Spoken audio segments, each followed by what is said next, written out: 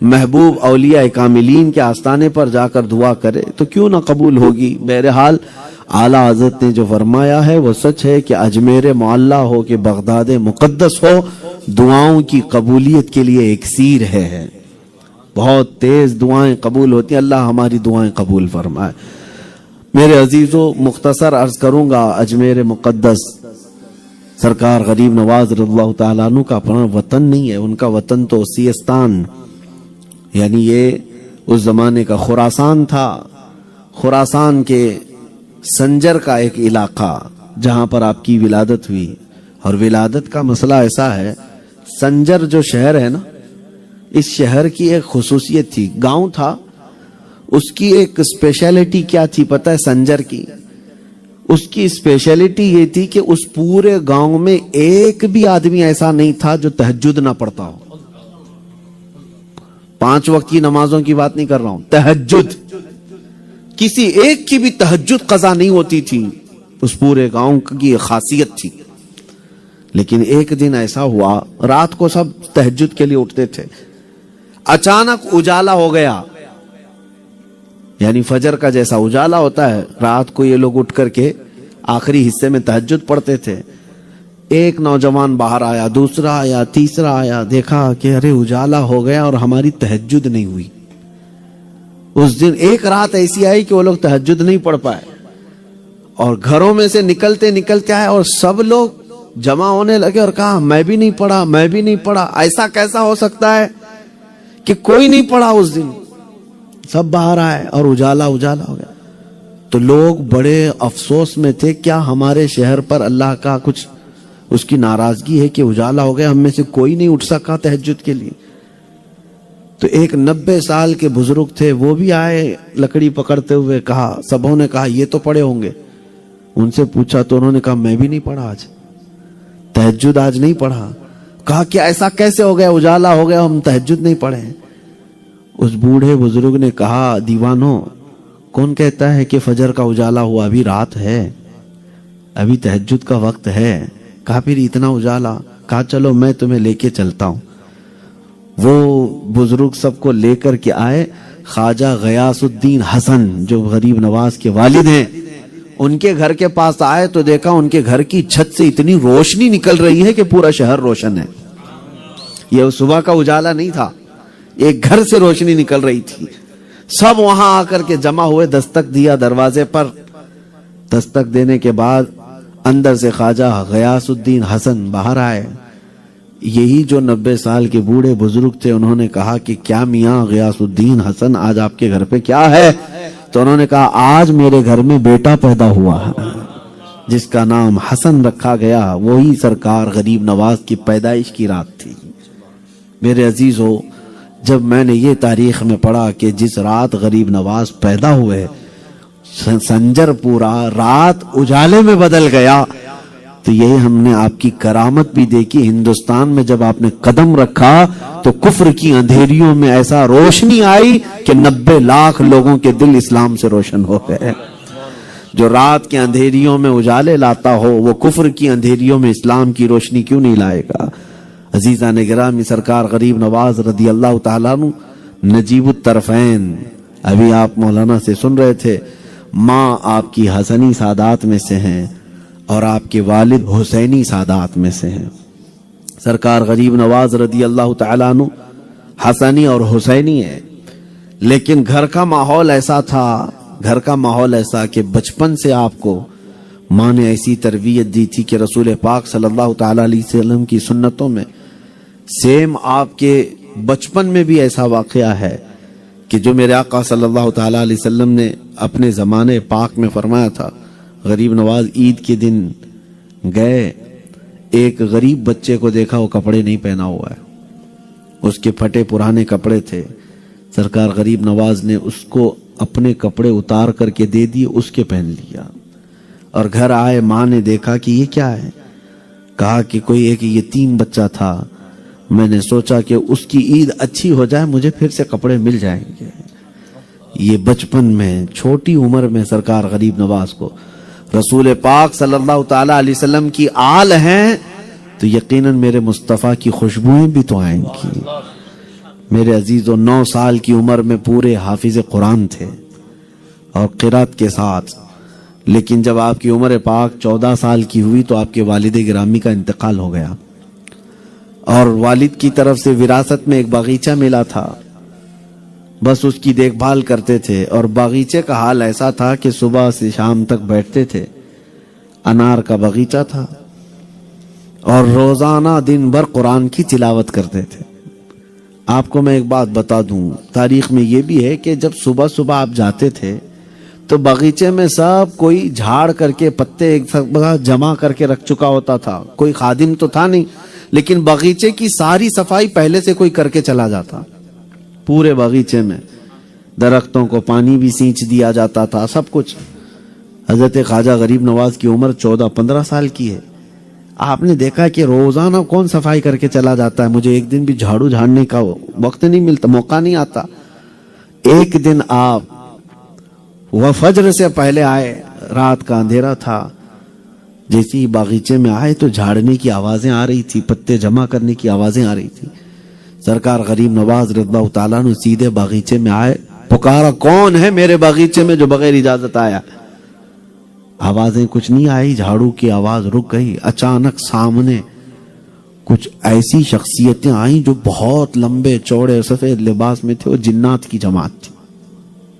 سامنے کھڑے ہو گئے، کہا کہ ہم ہیں جو آپ کے باغیچے کی صفائی کرتے ہیں۔ کہا تم لوگ کون ہو؟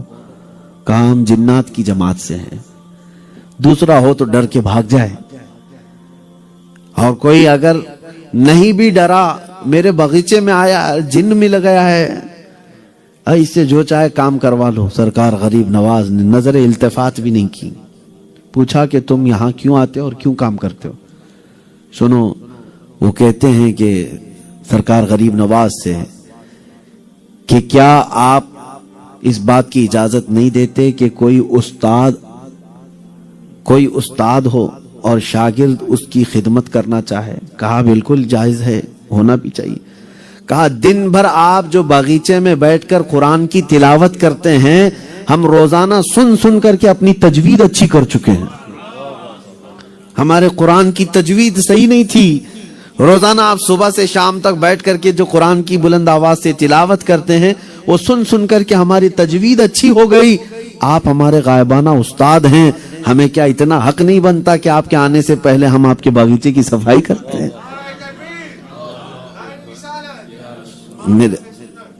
میرے عزیزو، سرکار غریب نواز رضی اللہ تعالیٰ عنہ کے اس فیض سے صرف انسان نہیں، جنات بھی فیضیاب تھے، جنات بھی۔ لیکن میں آپ کو یہ بات بھی بتا دوں، اولیاء وہی ہیں جن کو دنیا سے کوئی غرض نہیں ہوتی۔ بہت سارے بابا لوگ تو اسی چکر میں پڑے ہوئے ہیں کہ ایک جن ہاتھ میں آ جائے، کوئی موکل ہاتھ میں آ جائے، چراغ رگڑے تو جن آ جائے، ہاں طاقت مل جائے گی۔ نہیں، بلکہ حقیقت انسانوں کو پتہ نہیں ہے، جنات کچھ بھی نہیں۔ اللہ نے انسانوں کو جو طاقت عطا کی وہ جنات کے پاس بھی نہیں ہے۔ کبھی ان چیزوں کی طرف توجہ بزرگوں نے ہمیں نہیں دلائی۔ انسان کو خود اپنی طاقت اور اپنی قوت کا احساس ہونا چاہیے کہ میں اشرف المخلوقات ہوں اور رسول اللہ صلی اللہ علیہ وسلم کا امتی ہوں۔ اس سے بڑا اعزاز آپ کے پاس کیا ہے؟ یہ سب سے بڑی نسبت ہے آپ کے پاس۔ اور سرکار غریب نواز رضی اللہ تعالیٰ عنہ نے کبھی ان کی طرف توجہ نہیں کیا۔ فاقہ تھا گھر پہ، لیکن کبھی یہ نہیں کہا جنات سے کہ کہیں سے کھانا لا کے دے دو، کبھی یہ نہیں کہا کہ کچھ مال و دولت مجھے لا کر کے دے دو، نہیں، کبھی اعتنا بھی نہیں کیا۔ میرے عزیزو، ایک دن ایسا بھی تھا کہ سرکار غریب نواز رضی اللہ تعالیٰ عنہ باغیچے میں تھے، ایک مجذوب بزرگ حضرت ابراہیم قندوزی وہ آئے، باغیچے میں آئے، انہوں نے کہا کہ مجھے کچھ کھلاؤ۔ خواجہ صاحب نے ایک انار دیا تو انہوں نے اپنی جھولی میں سے ایک روٹی نکالی اور آدھا توڑ کر خود کھائے اور آدھی روٹی غریب نواز کو کھلایا۔ حضرت خواجہ صاحب نے جیسی وہ آدھی روٹی کھائی، آپ کا دل بے قرار ہو گیا، بے چین، باغیچے وغیرہ میں دل ہی نہیں لگنے لگا۔ اپنی ماں کے پاس آئے اور کہا مجھے بڑی بے چینی ہے، بڑی بے قراری ہے، میں معرفت الہی کے راستے پر چلنا چاہتا ہوں، مجھے اجازت دے دو۔ ماں نے کہا کہ بیٹا وہ وقت آ گیا جب اللہ تعالیٰ تجھے اپنے دربار میں بلا رہا ہے۔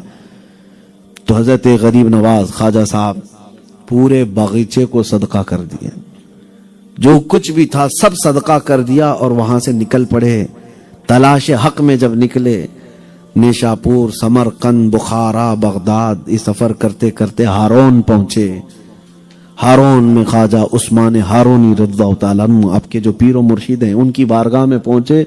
20 سال تک رہے پیر و مرشد کے پاس، 20 سال خدمت کرتے رہے. بہت سارے لوگوں کو ایسا لگتا ہے کہ ابھی پیر صاحب کے ہاتھ میں ہاتھ دیا، مرید ہوا اور اب مجھے چوتھے آسمان پہ پہنچ جانا چاہیے. اور کچھ لوگوں کو یہ تمنا بھی رہتی ہے کہ سال 2 سال کے بعد تو خلافت بھی ملنا چاہیے. غریب نواز سلطان الاولیاء اپنے پیر و مرشد کی 20 سال خدمت کی ہے. ان 20 سالوں کے دوران لکھا ہے تاریخ میں کہ سرکار غریب نواز کبھی دیوار کو پیٹھ لگا کر نہیں بیٹھے، کبھی کسی جگہ ٹیک نہیں لگایا. 20 سال تک پیر و مرشد کے دربار میں جب تک تھے. پھر وہ وقت آیا جب خود پیر و مرشد ہاتھ پکڑ کر کے حج کے لیے لے چلے. مکہ مکرمہ حج ہونے کے بعد مدینہ طیبہ حاضری کے لیے جب گئے، سرکار غریب نواز رضی اللہ تعالیٰ عنہ کو بارگاہ رسول میں لا کر پیر و مرشد نے پیش کیا. کہا اے حسن اب سلام کرو اپنے نانا کو، سید الانبیاء کو. حضرت خواجہ غریب نواز نے جب رسول پاک صلی اللہ علیہ وسلم کو سلام کیا، السلام علیکہ یا رسول اللہ، تو قبر انور سے جواب آیا وعلیک السلام یا معین الدین شیخ البر والبحر. یہ رسول پاک صلی اللہ تعالی علیہ وسلم کے دربار سے جواب آیا، تم دین کے معین ہو اور خشکی اور تری کے شیخ ہو، سمندروں کے بھی اور زمینوں کے بھی تمہیں شیخ بنایا گیا. اور پھر جب سرکار غریب نواز مدینہ طیبہ میں ہی قیام پذیر تھے، نبی کریم صلی اللہ تعالی علیہ وسلم خواب میں تشریف لائے اور فرمایا اے معین الدین میں نے تجھے ہند کی ولایت عطا کی ہے، تم ہندوستان جاؤ، اجمیر تمہاری قیامگاہ ہوگی. اس وقت آپ کو نہ اجمیر معلوم تھا نہ ہندوستان تشریف لائے تھے. عرض کیا یا رسول اللہ صلی اللہ علیہ وسلم یہ کہاں ہے، کیسے جاؤں؟ تو خواب میں پورا نقشہ بھی میرے آقا نے بتایا. اسی لیے آج پوری دنیا سرکار غریب نواز کو کیا کہتی ہے؟ عطائے رسول ہے. رسول کی وہ عطا ہیں. نبی پاک صلی اللہ تعالی علیہ وسلم نے ان کو بھیجا اور پھر مدینہ طیبہ سے سفر کرتے ہوئے جب آپ آئے واپس نیشاپور اور بغداد میں قیام کرتے ہوئے، اور جب لاہور پہنچے داتا صاحب رحمت اللہ تعالی علیہ کے ہاں چلہ ہوا، پھر اس کے بعد دلی تشریف لائے. دلی جیسی آئے ہڑکم مچ گئی کفرستان میں. یہاں پر بہت سارے بت پرست تھے اور اندھیریاں تھی، ظلمت تھی. لیکن سرکار غریب نواز جس دن سے آئے اس دن سے خبریں وائرل ہونا شروع ہو گئی کہ ایک بوریا نشین درویش آیا ہے، جو آتا تھا جمال کو دیکھتا تو قدموں میں گر جاتا تھا. سرکار غریب نواز رضی اللہ تعالیٰ عنہ دلی سے لے کر اجمیر آنے تک، میں آپ کو بتاؤں ہمارے بھی سفر ہوتے ہیں، آپ کے بھی سفر ہوتے ہیں، سفر ہے، لیکن ان اولیاء کا سفر نہیں معمولی. دلی سے لے کر اجمیر آنے تک 7,000 لوگوں کو آپ نے مسلمان بنایا، اسلام کی دولت سے نوازتے چلے گئے. میرے عزیزو ان کا قدم قدم برکت ہے، جہاں قدم رکھا گلے گلزار بنایا. اور پھر اجمیر آئے تو آج ہم خود دیکھتے ہیں، ہم ایک چھوٹے سے طالب علم لیکن جہاں جائیں لوگ استقبال کرتے ہیں. پہلے سے لوگ تیار ہیں، کھڑے ہیں، مسافے بھی ہو رہے ہیں، گل پوشی بھی ہو رہی ہے، چادر پوشی بھی ہو رہی ہے. ہم کون سی تبلیغ میں ہیں؟ ہم تو سارے بنے ہوئے فیلڈ میں جا رہے ہیں. سرکار غریب نواز اجمیر میں جب قدم رکھے کوئی استقبال والا نہیں تھا، کوئی ہار پھول لے کر کھڑے ہوئے لوگ نہیں تھے، وہ تو جادوگروں اور پنڈتوں کے بیچ میں گئے ہوئے تھے. اور جیسی آپ کی آمد کی خبر ہوئی اجمیر میں، چھوٹے تو چھوٹے وقت کا راجہ بھی دشمن بن کر بیٹھا کہ اس درویش کو، اس فقیر کو اندر آنے نہ دیا جائے. مجھے یہ بتائیے آج دنیا جو پروپیگنڈا پھیلاتی ہے، سرکار غریب نواز اجمیر جب آئے تو کیا کوئی چاقو لے کر آئے تھے، کوئی چھری لے کر آئے تھے، کوئی تلوار لے کر آئے تھے، کوئی نیزہ بھالا یا بندوق؟ اس زمانے میں تو تھی بھی نہیں. یہ سب چیزیں لے کر کے آئے تھے. یہ 1000 ان کے خلاف بھونک لیں لیکن تاریخ میں یہ کہیں نہیں بتا سکتے کہ غریب نواز کے ہاتھ میں ایک چھری بھی تھی.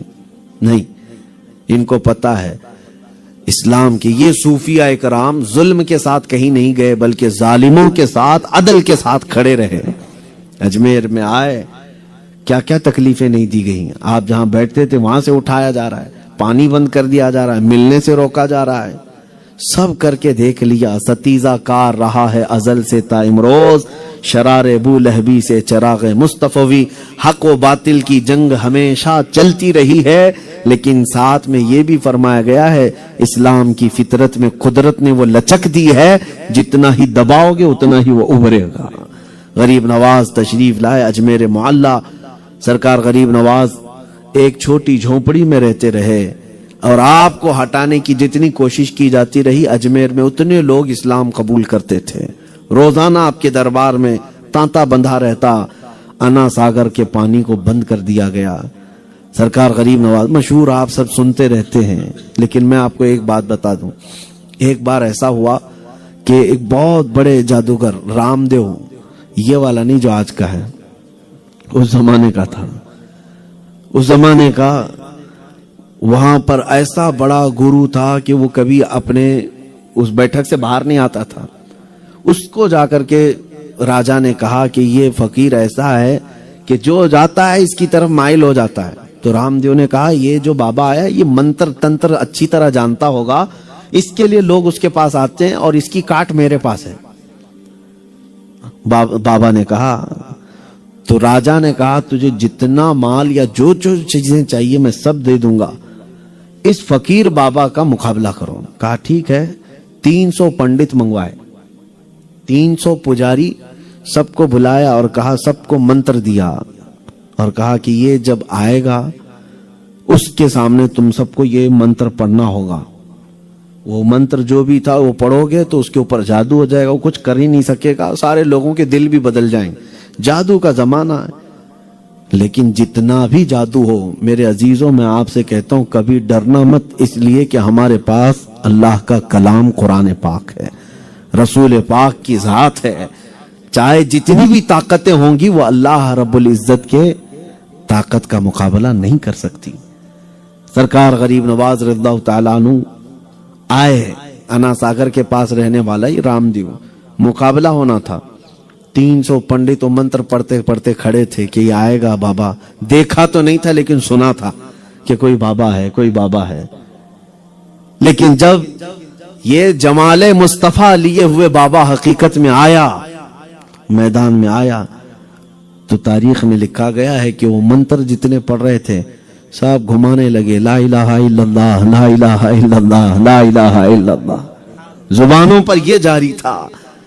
اور جب سرکار غریب نواز تشریف لائے تو سب کے دل بے قرار. ایک نگاہ جو پڑی سرکار غریب نواز نے ان سب کی طرف ایک نگاہ جو ڈالی, میرے عزیزو یہ ہلکی بات نہیں.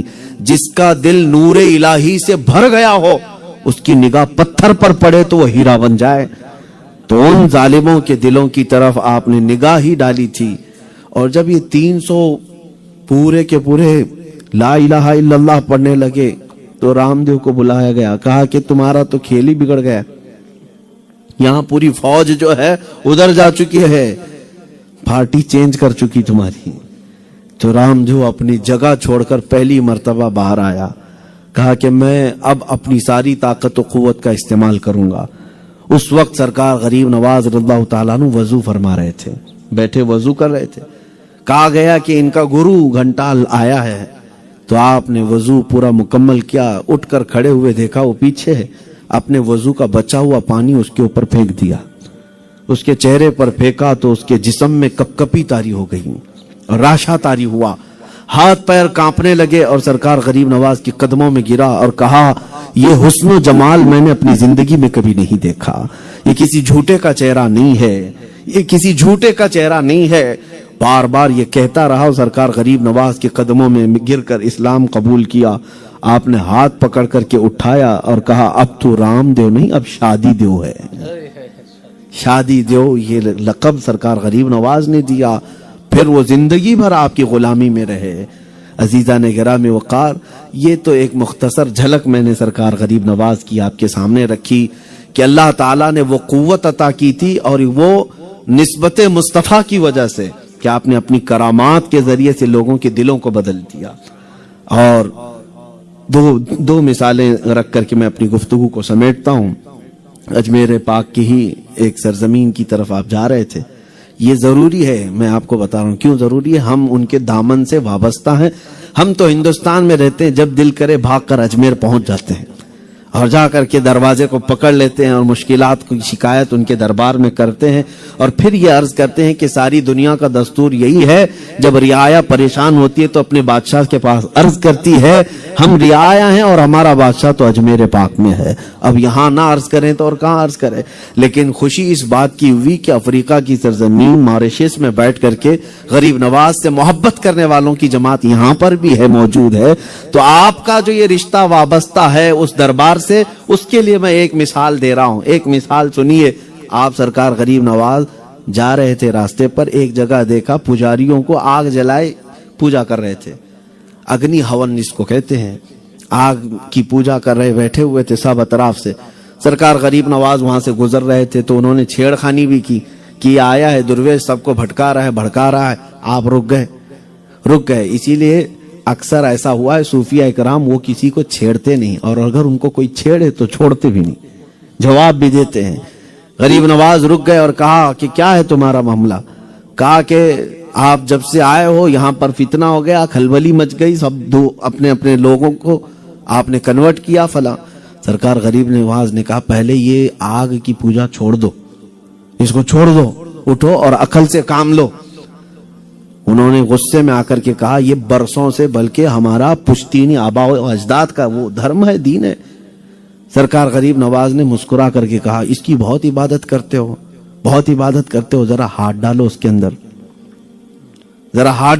اندر، تمہارا خدا ہے، تمہاری عبادت، تم اس کی عبادت کب سے کرتے آ رہے ہو. تو انہوں نے کہا یہ کیا پاگل پن ہے ہم عبادت کرتے ہیں لیکن ہاتھ ڈالیں گے تو جلا دے گی آگ. کہا کیسا ہے خدا تمہارا، اس کی عبادت کرتے ہو اتنے سالوں سے لیکن ابھی بھی تم کو وہ جلا رہی ہے.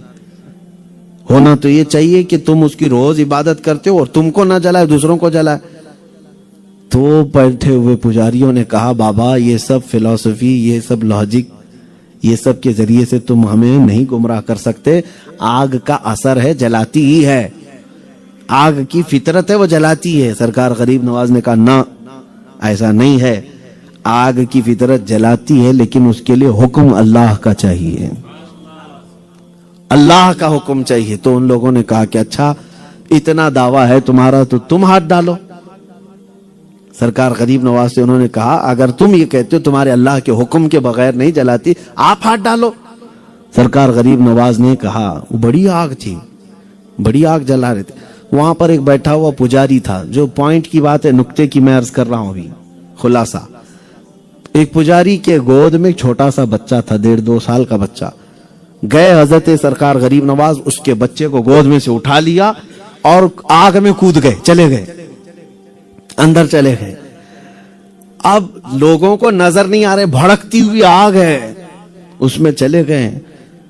تو سرکار غریب نواز تو اندر گئے، باقی سب پریشان تھے. کچھ لوگوں کو یہ لگتا کہ چلو گیا تو جل گیا، لیکن جس کا بچہ گیا وہ پریشان تھا. کہا کہ یہ گیا تو گیا ہے لیکن میرے بچے کو بھی لے کے چلا گیا. کافی دیر ہو گئی، ہنگامہ مچ گیا، بہت لوگ ادھر ادھر سے آئے، جمع ہوئے کہ کیا کیا جائے، آگ کو بجھایا جائے، نکالا جائے، کیا کیا جائے. کافی دیر کے بعد سرکار غریب نواز اپنا دامن جھاڑتے ہوئے باہر تشریف لائے اور اس پجاری کا جو بچہ آپ لے گئے تھے اس کی گود میں دیا. اس نے چھو کر کے دیکھا پورا ٹھنڈا ہے، کہیں کوئی گرمی کے اثر بھی نہیں، موجود لوگ سب کلمہ شہادت پڑھ کر کے اسلام قبول کیے. لیکن اس پر مجھے جو عرض کرنا ہے، سرکار غریب نواز کو سامنے سے چیلنج تھا، ہاتھ ڈال دو. آپ خود چلے جاتے، آپ کو آگ نہیں جلائی اس لیے کہ وہ امتحان تھا. لیکن اس پجاری کے بچے کو لے کر کیوں گئے؟ ایک غیر مسلم کا بچہ تھا، آپ ہاتھ ڈال کر کے دکھا دیتے یا آپ جا کے آتے، اس کے بچے کو کیوں اٹھایا؟ بزرگوں نے فرمایا یہ درس دینا تھا. وہ غریب نواز ہیں جن پر اللہ کی رحمتیں ہیں، لیکن ان کے دامن سے جو لگ جاتا ہے اسے بھی آگ بچاتی ہے. یہی ہے نسبت کا فیضان، یہی ہے نسبت کا فیضان. ہے تو بچہ کسی اور کا، آگ اس لیے نہیں جلائی کہ دامن سے لگا ہوا تھا غریب نواز کے. اسی لیے ہم کیا کہتے ہیں، غوث کا دامن اور خواجہ کا دامن بولتے ہیں نا آپ لوگ، نعرے لگاتے ہیں. یہ اسی لیے کہا جاتا ہے کہ ہماری نسبت غریب نواز سے ہے. اللہ تبارک و تعالی یہاں کی آگ سے بھی بچائے گا اور وہاں کی آگ سے بھی بچائے گا. اور حضرت خواجہ قطب الدین بختیار کاکی رحمت اللہ تعالی علیہ نے یہ ہمیں درس دیا، جو غریب نواز کے خاص خلیفہ اور مرید ہیں. دلی میں بادشاہ وقت سلطان التمش کے ساتھ آپ گھوم رہے تھے، شمس الدین التمش کے ساتھ ایک عورت آئی اور وہ رونے لگی بادشاہ کے پاس. بادشاہ میرا حمل ہے، مجھے بچا لو، مجھے نکاح نہیں کر رہا ہے، جو شخص نے مجھے حاملہ بنایا مجھ سے نکاح نہیں کر رہا ہے، میرے ساتھ ایسا ہو گیا ویسا ہو گیا. تو بادشاہ شمس الدین التمش نے کہا بتاؤ کون ہے آدمی جس نے تجھے حاملہ کر دیا اور تجھ سے نکاح نہیں کر رہا ہے ناجائز طریقے سے. تو اس عورت نے خواجہ قطب الدین صاحب کی طرف اشارہ کر کے بتایا، کہا کہ وہ یہ آدمی ہے. نعوذ باللہ من ذالک. حضرت خواجہ قطب الدین بختیار کاکی پر الزام، وہ بھی ایک عورت جس کے پیٹ میں بچہ پل رہا ہے. آپ شرم سے پانی پانی ہو گئے، ڈر گئے.